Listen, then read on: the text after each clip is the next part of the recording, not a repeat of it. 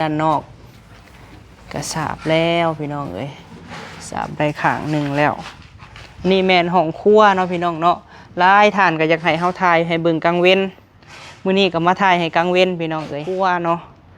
ห้องครัวนี่แม่เพิ่นมักแบบโล่งๆเนาะพี่น้องเนาะเป็นบานกระจกพี่น้องเอ้ยกระจกมืดนี่หันเป็นซาบุนบรรณาเพิ่นซื้อพี่น้องนี่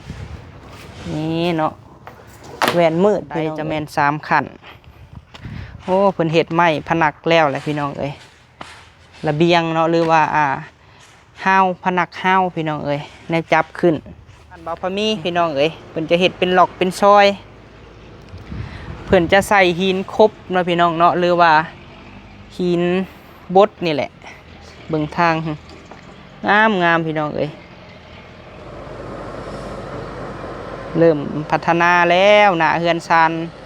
แม่บิ่งเนาะนี่แมนโซนของด้านในเนาะพี่น้องเนาะด้านในก็ยังคือเก่าเนาะยังบ่มีการเปลี่ยนแปลงพี่น้องเพราะว่าพระสร้างเพิ่นเฮ็ดด้านลุ่มเนาะแนมเข้ามาก็สะอาดแบบสะอาดหูสะอาดตาพี่น้องแป้นเติดเลย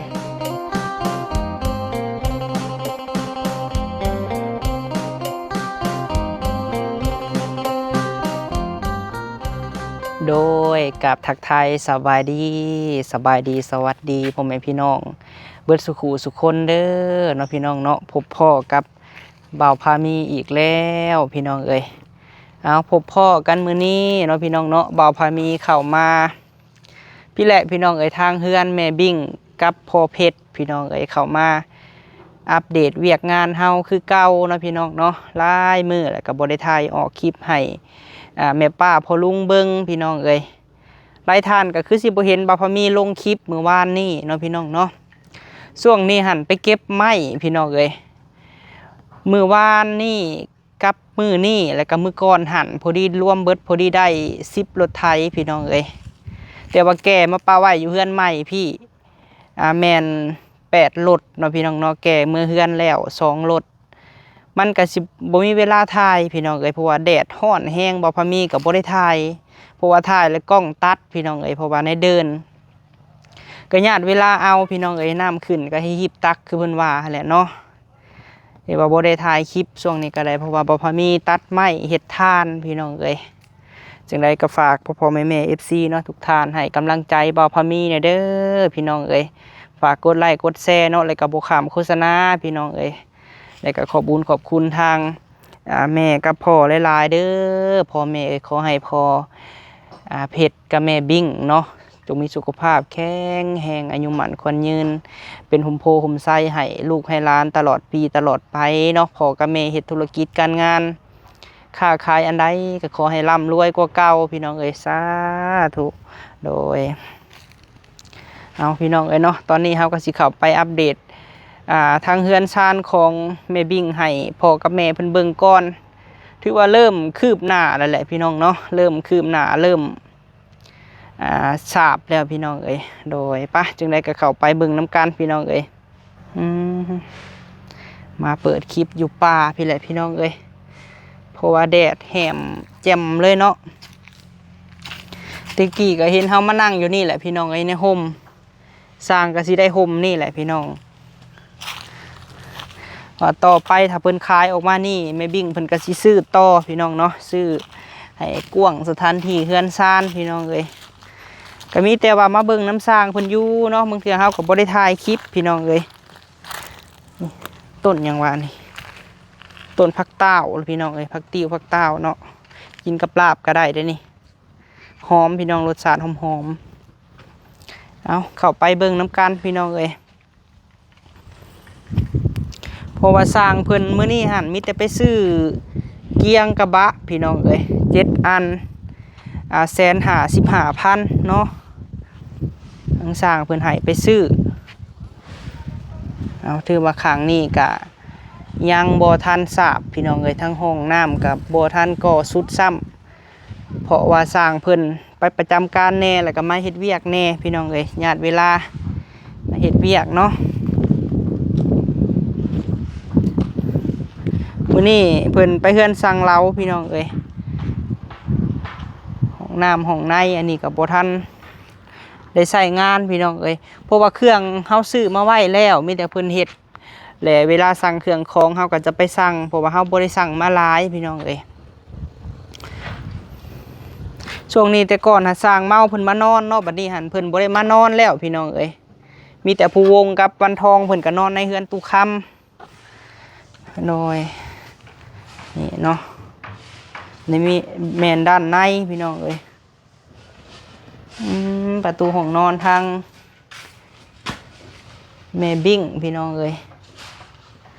ประตูห้องนอนไม่แดงเด้นี่เนาะ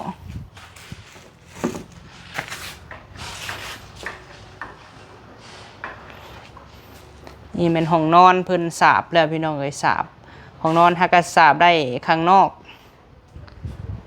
เบิ่งทางในเพิ่นฮอดไซแล้วพี่น้องเอ้ยนี่แม่นด้านห้องน้ำ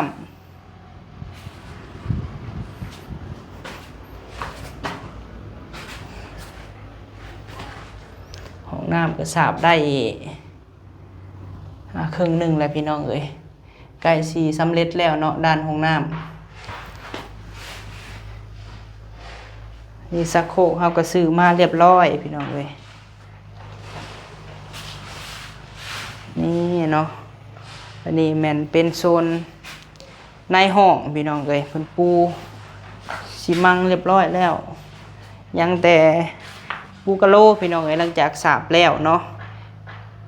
เดี๋ยวเฮาสิไปเลือกเบิ่งกะโลเพราะว่าถามสร้างเพิ่นก่อนเพิ่นให้เฮาซื้อมื้อใดเฮาก็จังไปอันซื้อมาด้านในแม่นเพิ่นสาบแล้วพี่น้องเอ้ยเพราะว่าทั้งเทิงมันก็อาจจะต่อกันเนาะพี่น้องเนาะมีห้องน้ำทั้งเทิงหันแล้วก็มีห้องทั้งลุ่มเพราะว่าทั้งเทิงนี่อาจจะมีป้องแน่เนาะพี่น้องเนาะเพราะว่าเฮาปูแป้นแต่แรกๆไม่ไหม้พุ่นก็ที่อะไรพี่น้องแต่บัดนี้ไหม้มันหาวเนาะเพราะว่าได้ยินแม่เพิ่นว่าจะใส่เพดานห้องนี่พี่น้องเอ้ยห้องนอนนี่จะใส่เพดานแล้วเฮาก็จะบ่เห็นไหม้เห็นแป้นเลยพี่น้องเอ้ยเฮ็ดเป็นห้องนอนเนาะก็ถือว่ากว้างพี่น้องเอ้ยห้องนี่กันเนาะ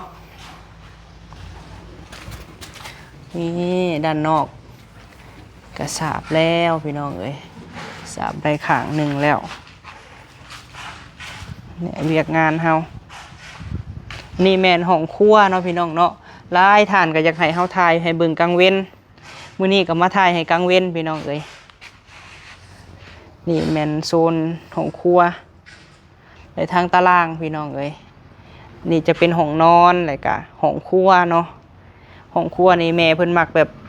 โล่งๆเนาะพี่น้องเนาะนี่เป็นบ้านใหญ่พี่น้องเอ้ยบ้านใหญ่แล้วก็บ้าน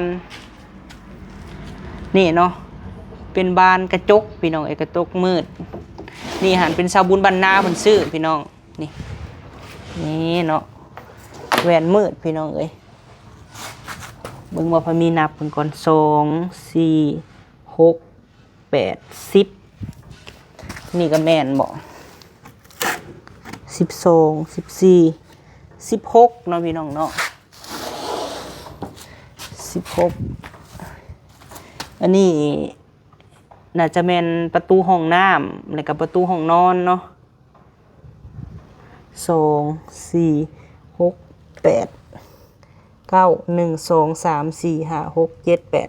9คืออยากแตกๆพี่น้องเอ้ยพอเพิ่นกบเนาะก็เข้ามาให้พี่เลยเนาะอันนี้แม่นกระจกแก้วนี่มันจะใส่ทาง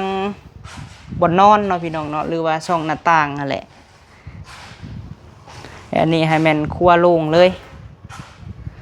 สาบเรียบร้อยพี่น้องเอ้ยมีแต่สิไปซื้อซิ่งให้สร้างเพิ่นให้เพิ่นบอกก่อนพี่น้องเอ้ยว่ามื้อใดแล้วบ่พอมีจังสิไปซื้อให้เพิ่นเนาะ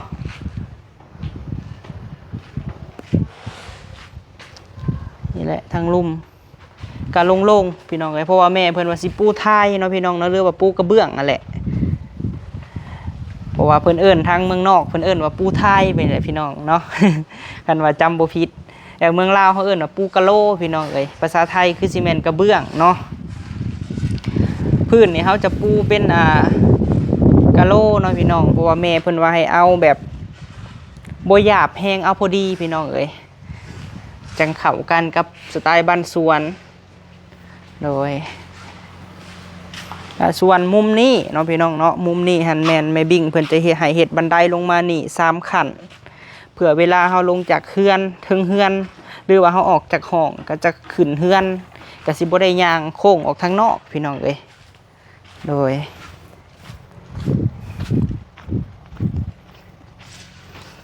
เอาอันนี้ก็แมนเป็นโซนของบันไดพี่น้องเอ้ยบันไดจะแมน3ขั้นโอ้เพิ่นเฮ็ดไม้ผนักแล้วแหละพี่น้องเอ้ยระเบียงเนาะหรือว่าห้าวผนักห้าวพี่น้องเอ้ยแนวจับขึ้นนี่เนาะเพิ่นจอดเรียบร้อยแล้วพี่น้องก็ยังแต่บ่ทันทาสีโอ้โธ่เดี๋ยวขออนุญาตถอดเกือบขึ้นไปเลาะบังเฮือนแม่ก่อนนี่พี่น้องโอ้แน่นหนาคักคักเนาะหลังจากเพิ่นจอดแล้วนี่ขอขึ้นเฮือนในเด้อแม่บิ่งเอ้ยสร้างเพิ่นบ่อยู่เพิ่นแล้วมื้อก่อนหันพี่น้องเอ้ยแต่บ่ทันลงสีบ่ทันทาสีเนาะอันนี้เป็นสีดำพี่น้องเอ้ยน่าจะใส่สีเดียวกันนี่แหละแม่เพิ่นว่าฮาวอันนี้ผนักแต่ว่าพื้นนี่เพิ่นจะใส่เป็นสีคล้ายๆคือไม้นี่แหละพี่น้องเรียกว่าเรียบร้อยแล้วเนาะทางขึ้นนี่อันนี้แมนช่วงกลางเว้นนี่ก็จะแดดแน่พี่น้องเอ้ยเพราะว่าแดดส่องมาทางพี่เนาะแต่ก็ได้วิวได้พี่น้องเอ้ยได้บรรยากาศขึ้นมาเนาะเบิ้งพี่น้องเอ้ยคุมหมู่บ้านจัดสรรของพวกเฮาเริ่มคืบหน้าอะไรพี่น้องทางเฮือนตุคำเนาะเพิ่นก็มาสิมาอยู่แล้วได้พี่น้องเอ้ยผู้เพิ่นใส่วงกบแล้วพี่น้องเอ้ยเพิ่นใส่บ้านใส่วงกบแล้วเนาะถนนหนทางอีกประมาณมื้อ2มื้อพี่น้องเอ้ยน่าจะเฮ็ดมาโซนหน้าบ้านของแม่บิ่งหรือว่าหน้าบ้านบ่าวพะมีพี่น้องเอ้ยเพิ่นจะเฮ็ดเป็นหลอกเป็นซอยเพิ่นจะใส่หินคบเนาะพี่น้องเนาะหรือว่าหินบดนี่แหละเบิ่งทางงามพี่น้องเอ้ยขึ้นมาเฮือนแม่บิ่งได้เห็นบรรยากาศพี่น้องนี่ข้างเฮือนบ่าวพะมีแล้วพี่น้องเอ้ยเฮือนชายโสดขอเห็ดไปพี่น้องเอ้ยเจ้าของยังไปเผาถ่านอยู่ข้างเฮือนบ่าวพะมีก็สิแล้วแล้วพี่น้องเอ้ยก่อขึ้นกำลังก่อช่วงนี้เพิ่นเฮ็ดทางพี่น้องเอ้ยแล้วซอยนั่นเนาะซอยนั่นเรียบร้อยแล้วยังซอยเฮือนแม่บิ่งกับเฮือนบ่าวพะมีกับเฮือนตุคำต่อไปเพิ่นก็ใส่หินบดเนาะพี่น้องเนาะหินบด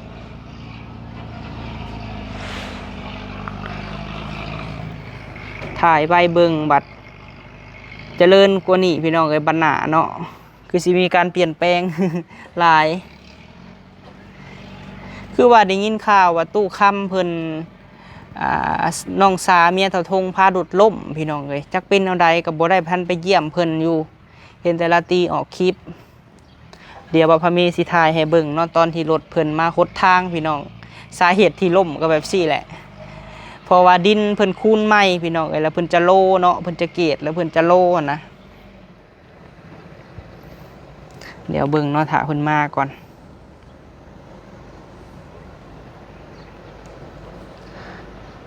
มาหาน้องผู้วงแน่พี่น้องไอ้ถามไทยเบิ่งก่อนคือบ่เห็นช่วงนี้เนาะ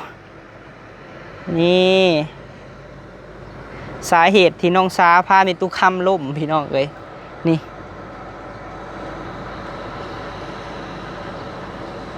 งามทางเพิ่น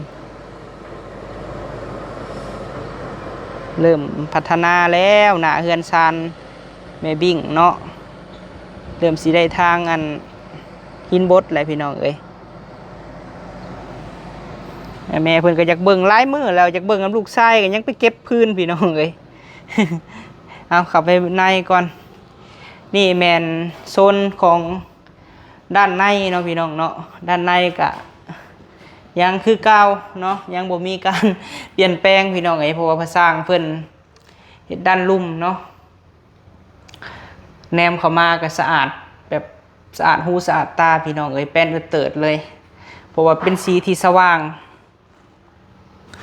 เพราะว่าได้ยินแม่เพิ่นเว้ากับบ่าวพามีพี่น้องก็เว้ากันอยู่ว่าจะใส่ขอบบัวนี่แหละพี่น้องเนาะใส่ขอบคือกับทางเทิงทางพื้นนี่จะงามเนาะพี่น้องสังเกตเบิ่งและพื้นนี่เฮาจะใส่เป็นสีไม้พี่น้องทาเป็นสีไม้และขอบประตูนี่ก็ขอบหน้าวงกบนี่เฮาก็จะใส่เป็นสีไม้ทาสีสแลกพี่น้องและอันนี้พื้นนี่ก็คือกันเนาะพองามนี่พอมีสีไทยให้เบิ่งนี่หันแมนที่เพิ่นแลนบัวเนาะพี่น้องเนาะหรือว่าขอบนั่นแหละขอบเพดานพี่น้องและแม่เพิ่นก็จะให้ใส่เบิดทั้ง2ห้องคือกัน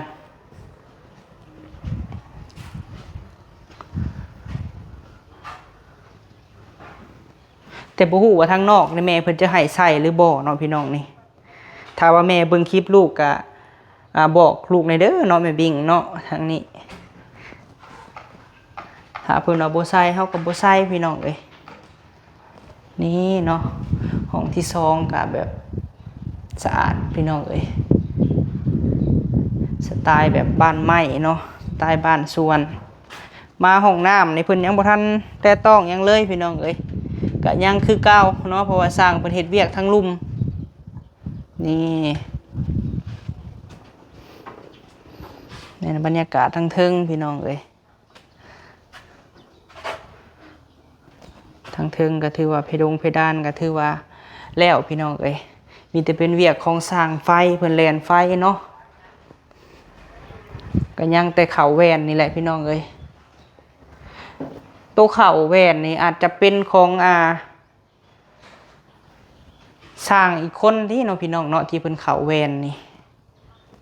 สร้างอาจจะเป็นสร้างของแวนเลยบ่หรือว่าจังใดเพราะว่าน่าจะเป็นของสร้างเรานี่แหละพี่น้องเพราะว่าบ้านมีแต่เป็นอันกระจกทั้งซื่อเนาะเพราะว่าขอบก็จะเป็นไม้นะแม่เพิ่นมักแบบเป็นไม้พี่น้องไม้แน่แล้วก็แวนแน่แต่บ่ได้เป็นโยมเนาะบ่ได้เป็นเลดนะเอาเฮาก็สิลงก่อนพี่น้องโอ้คันย่างตีนเป่านี่ฮ้อนเลยพี่น้อง เพราะว่าเล็กเนาะถ้าเฮาบ่ได้ใส่รองเท้านี่ถือว่าฮ้อน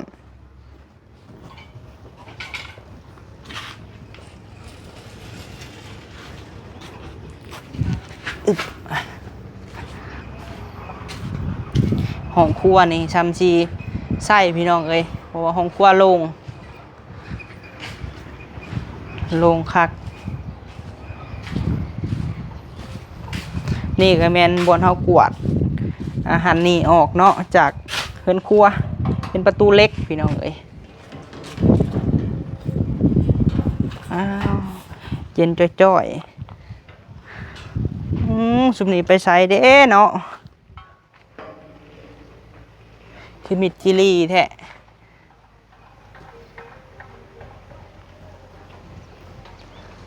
ก็ประมาณนี้แหละพี่น้อง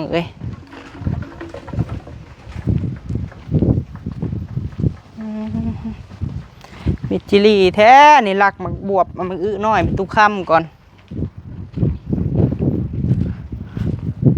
มิดจิลีพี่น้องเห็นแต่รถบ่เห็นคนนี่นอนอยู่ในบ่นี่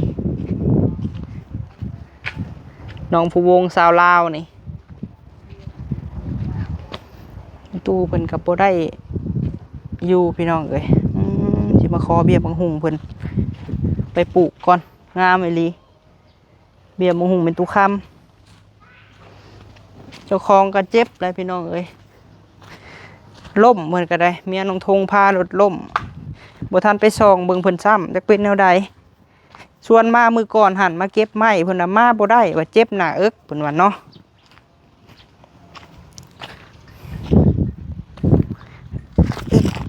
เบิ่งหลายๆมุมเอาพี่น้อง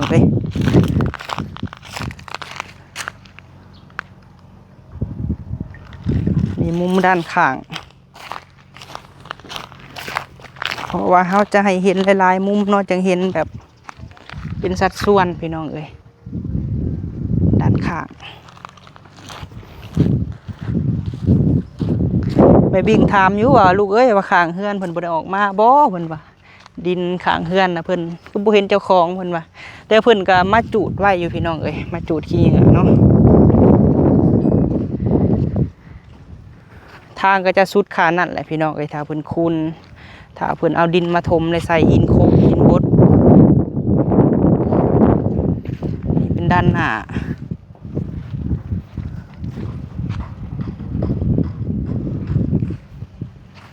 ใส่บันไดเลยให้สิงามเนาะพี่น้องเนาะใส่บันไดอันนี้น่าจะเรือบ่หรือว่าจังไดพี่น้องเอ้ยเรือแหละเนาะแล้วสิให้สร้างเพิ่นหามเข้าเนาะพี่น้องเนาะเพราะว่าสิปะพี่ไปไว้แบบซี่ก็ยันตากแดดตากฝนมันก็ยันมันผุพังพี่น้องเอ้ยยันมันเก่าสนิมสิไปให้สร้างเพิ่นไว้เนาะเดี๋ยว FC สิว่าบ่พอมีอีหยังก็ใส่สร้างเนาะเพิ่นก็สิว่าเลยพี่น้องก็มันประเภทเก็บแบบซี่ให้เป็นเวียกของสร้างอยู่แล้วเนาะพี่น้องคือหน้าที่บ่พอมีก็เฮ็ดอยู่แต่ว่าถ้าให้แล้วพี่น้องไอ้ช่วงนี้บ่พอมีกับบ่ทันเมียนให้เนาะหลายท่านถามมาเพราะว่าบ่พอมีหั่นกระตั้งหน้าพ่อกับแม่พี่น้องไอ้เบิ่งเวียกเบิ่งงานแบบให้พ่อกับแม่ถ้าว่ามื้อใดว่าสร้างเพิ่นหยุดหรือว่าสร้างเพิ่นแล้วก็เฮาเป็นคนทำความสะอาดก็ได้พี่น้องเอ้ยเนาะแต่ว่าช่วงนี้หั่นบ่พอมีบ่ทันมาเฮ็ดเพราะว่าสร้างเพิ่นยังเฮ็ดอยู่เนาะเพราะว่าจังใดบ่พอมีก็เบิ่งให้แม่อยู่แล้วหันนี่แนวใดมันจบงามก็ได้เว้ากับเพิ่นแล้วพี่น้องเอ้ย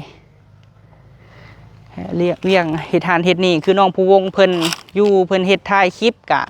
เพิ่นอยู่พี่น้องอยู่เฮือนตุกค้ำเพิ่นก็ต้องทำความสะอาดก็อยู่แล้วพี่น้องเพราะว่าบ่อยากให้มันหกพี่น้องเนาะหกภัยก็หกผู้ที่อยู่พี่น้องเอ้ยก็ต้องรักษาเอานำกันบ่แม่นว่าบ่พอมีนี่ให้น้องเพิ่นเฮ็ดได้พี่น้องเนาะ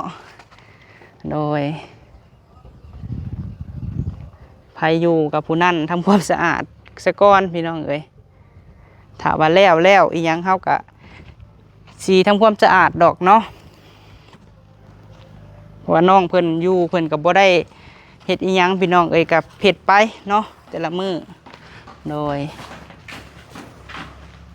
เพราะว่าช่วงนี้เพิ่นก็นอนประจำอยู่ทั้งพี่แหละพี่น้องเอ้ยให้เบิ่งก่อนจักเล็กสักน้อยพี่น้องเอ้ยเข้ามาพี่ก็เย็น2 ประตูเลยออกมาห้องน้ำเขาวันนอนออกห้องครัวพี่น้อง บ่เห็นสร้างเขาก็ถ่ายอยู่นี่แหละพี่น้องเอ้ยโดยไปซะโอเคพี่น้องเอ้ยคลิปนี้เนาะบ่พอมีก็สิได้ขอจบคลิปก่อนเด้อพี่น้องเด้อเนาะขอขอบคุญขอบคุณแม่บิ่งกับพ่อเพชรหลายๆขอให้พ่อแม่อยู่ดีมีแห้งเนาะเป็นห่มโพห่มไส้ให้ลูกให้หลานทั้งเวียกงานพี่ลูกก็มาเบิ่งให้คือเก่าเนาะเบิ่งเวียกเบิ่งงานให้พ่อกับแม่แนวใดมันสิจบงามคือแบบซื้อเครื่องซื้อของเนาะพี่น้องเนาะแบบแนวย่อยหั่นนะบางทีสร้างเพิ่นให้ไปซื้อนู่นนั่นนี่พี่น้องเอ้ยบ่พอมีก็แจ้งทั้งพ่อทั้งแม่เพิ่นเนาะอันนี้เพิ่นมื้อเช้านี่เพิ่นไปซื้อเกียงกระบะเนาะพี่น้องเนาะ7 อันพุ่นแหละพี่น้องเอ้ยก็ตกอยู่155,000พี่น้องเอ้ยนี่สร้างเพิ่นบ่ทันมาพี่น้องเอ้ยก็เลยมาอัปเดตให้ทางแม่บิ่งกับพ่อเพชรเพิ่นเบิ่งช่วงนี้ก็ฝากแม่ FC เอื้อยอ้ายแม่ป้าพ่อลุงเบิ่งคลิปให้ก็เบิ่งคลิปให้เด้อพี่น้องเอ้ยเฮ็ดทานได้ช่วงนี้ก็ได้เนาะยังบ่ได้ถ่ายให้เบิ่งคนมาไว้อยู่ที่เฮือนพี่น้องเอ้ยเฮือนใหม่และใหม่เนาะโดยไปซะสำหรับคลิปนี้พี่น้องเอ้ยบ่พอมีสิได้ขอจบคลิปเด้อเนาะพบพอกันคลิปหน้าเนาะสบายดีพี่น้อง